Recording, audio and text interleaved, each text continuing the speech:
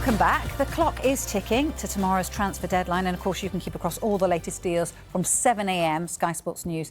And one move that looks set to go through is Marcus Rashford's loan move from Manchester United to Aston Villa. And Paul, it looks likely then he's going to get Champions League football, but not with Barcelona, with Villa potentially. Yeah, not his first choice of Barcelona, but yeah, Aston Villa in the process of finalising a deal with Manchester United for the loan signing of Marcus Rashford. So it is a loan until the end of the season, with an option for Aston Villa to buy if they wish at the end of the season. It's understood that Villa will cover at least 75% of Rashford's wages, and this could go up to 90% depending on performance. So we've got this information coming in from our reporter Dharmesh Sheth this morning, and United had very similar structures in place for Jadon Sancho's move to Chelsea and also Antony's move to Betis. Yeah, that's what they needed to do, wasn't it? It was about those huge wages that Marcus Rashford was on. I mean, Unai Emery, a good fit, you'd have to say. Would this suit both player and manager? Absolutely, for all sorts of reasons. Not least the fact that if I think about the Villarreal sides that he did great things with, qualifying for the Champions League against the odds, getting to the Champions League semi-final. And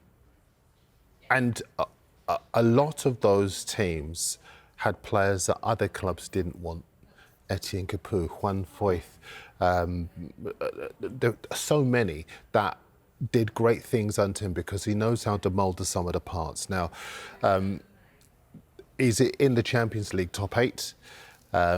They do have that run after Champions League games in the Premier League. We'll talk about that a bit later. But he's in the top 8 of the Champions League. He's still in the FA Cup as well. He's still hunting a Champions League place in the Premier League.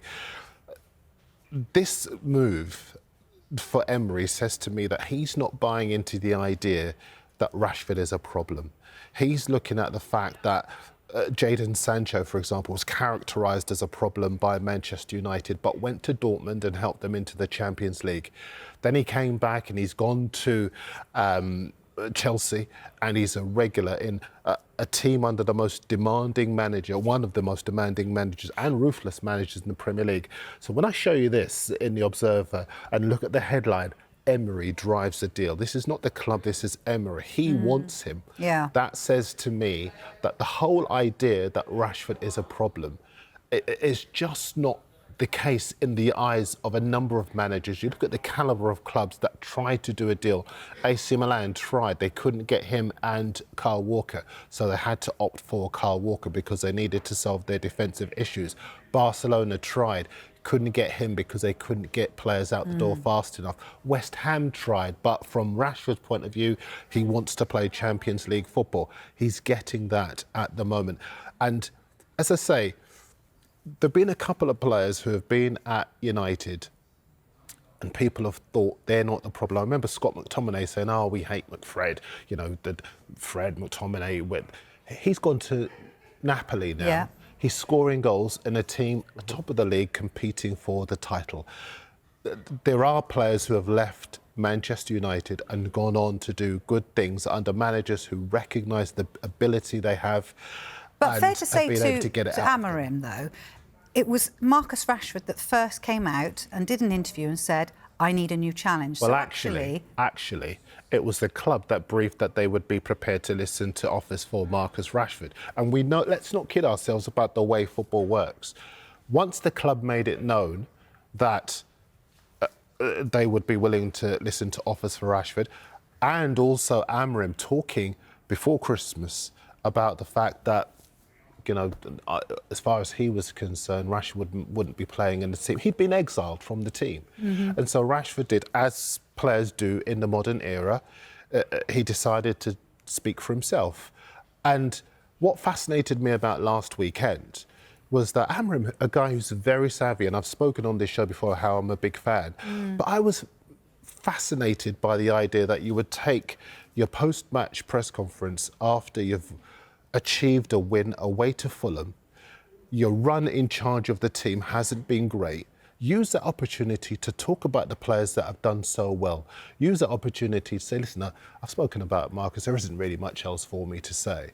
But what he said then, and I've seen other players, ex-pros, you know, recognise the pattern of Amram's comments and the consistency with which he talks negatively about Marcus Rashford, it's clear to many people he wanted him out of the club, and that's what he's managed to achieve. We've seen ever since Jim Ratcliffe arrived at Sir Jim, that he's tried to bring down wage bills, get rid of players, cut costs around the club. Everyone's made reference on a regular basis to what Marcus Rashford earns. They've clearly wanted him out of the club, let's not kid ourselves, and that's what they have achieved. But, as I say, when Sancho went to Dortmund, Sancho basically made that decision to push him out of the club look a little bit silly. And I think Rashford has it within his gift now to be able to do exactly the same thing at Villa. Well, that's what he almost needs to do, because otherwise it's going to be a player that really doesn't fulfil his potential. Because I think, as England fans, you'd want Marcus Rashford to succeed wherever he goes. So the idea that he would go there does allow Manchester United to then come in properly for Mathys Tel. This is an interesting one. You've got Daniel Levy flying out to meet him, and he's kind of rebuffed that Spurs' interest. Does that surprise you? What does that tell us about Spurs? No, it doesn't surprise me. I guess Mathys Tel is a player that fits into Tottenham's recruitment profile, if you like, in that they do want to target young players who have a lot of promise and maybe not necessarily the finished product. We've seen that with Lucas Bergvall and Archie Gray, and how well that's worked out at the moment, and how they will grow into even better players. So Tel is one of those, and slightly different in the sense that he's actually been playing at one of Europe's top clubs and getting a lot of experience there.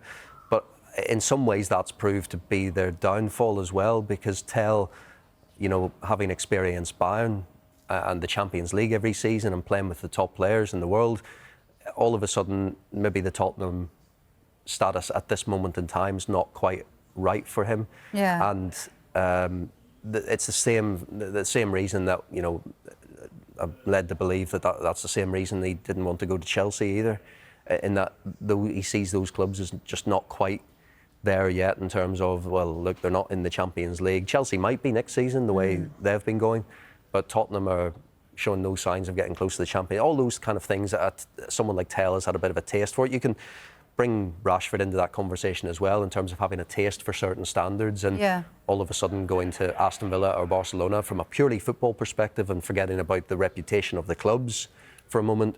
Villa are in the Champions League, they're going for the top four, they're really competitive at the moment, really settled squad. So those are very different situations to a Manchester United and a Tottenham at the moment from a football perspective. So Tottenham is still an attractive club to go to, you'd say, Darren?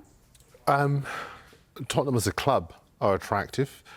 Tottenham as a team at the moment have problems that clearly the kind of players that they've been going for now don't want to plunge themselves into.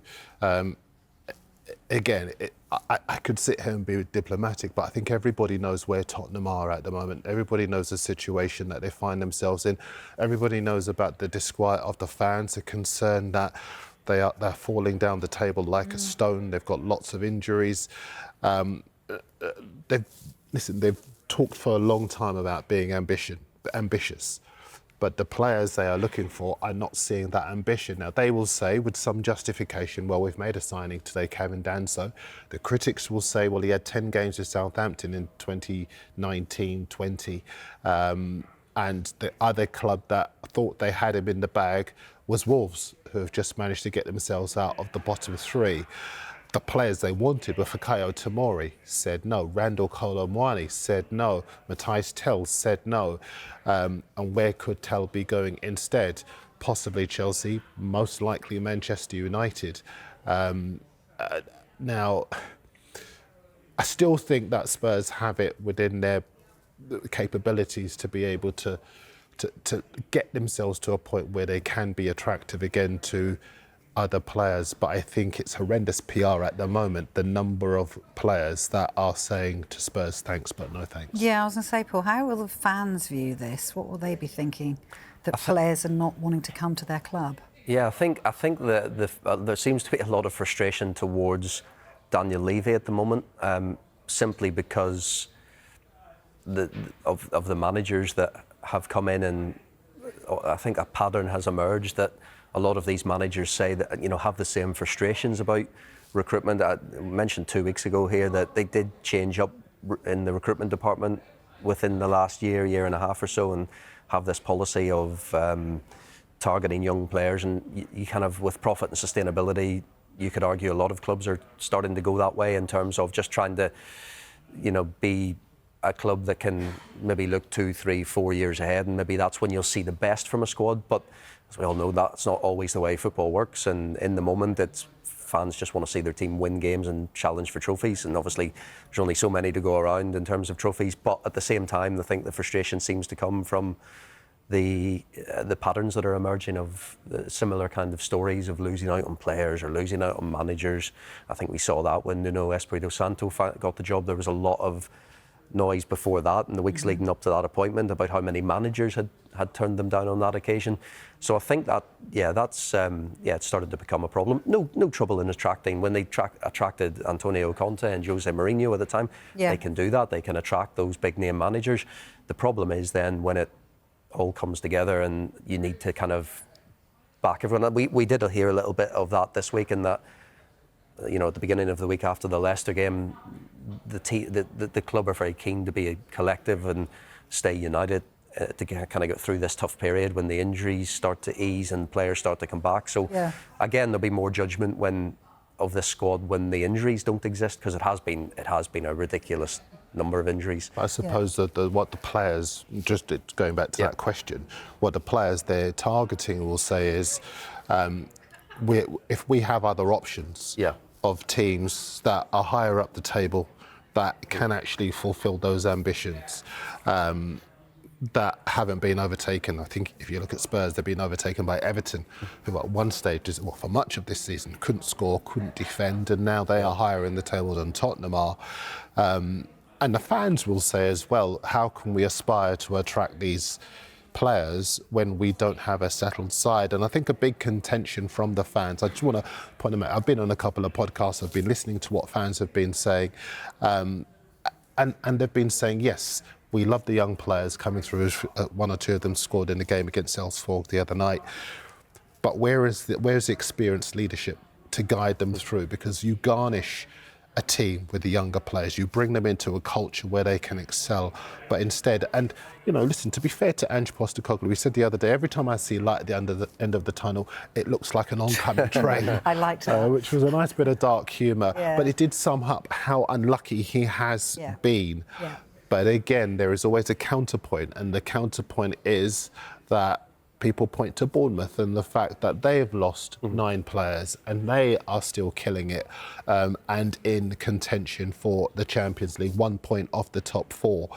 So they're being quite harshly judged in some respects, Spurs, but fans who look at 16 managers over however many years and the lack of success and the lack of silverware, they're fed up. There's going to be a march later on this month where they will make their views known. They will again at the Manchester United game, and I think that's kind of focused a few minds at Tottenham, and it's why they're really working hard to try and get some business done before the window closes. OK, so finally, who's had the best window, Paul, in your opinion? Do you think it's Manchester City? I mean, they've spent the most money, but Probably Manchester City, because they've acted on things that they felt they needed fixed, and they've gone out and got some good players. So there hasn't been massive amounts done this window. No. That's quite often the case in January. I think it's still got the potential to be a good window. It could be a couple of deals done tomorrow. Oh, I think tomorrow will be another crazy day. We saw it last January. The only thing is, I think it's almost become like winning the manager of the month, because the team that wins the window, in inverted commas, always ends up having a terrible... Yep. I remember being asked after the summer window, and I said, West Ham. I think West Ham have had a really good window, and we saw what happened. Obviously, Lopetegui was sacked and didn't really work out. So, because on paper they did look like they... they did. I remember saying it myself. Oh, West Ham have had a great window, haven't they? Yeah. And there was time Crystal Palace had done quite well in the window, but didn't start the season well. So, I don't know, I've given up trying to answer that question. Just a reminder, Transfer Deadline Day is tomorrow, if you have forgotten. Lots of special guests joining us throughout the day, and you can catch it all unfold from 7 a.m. here.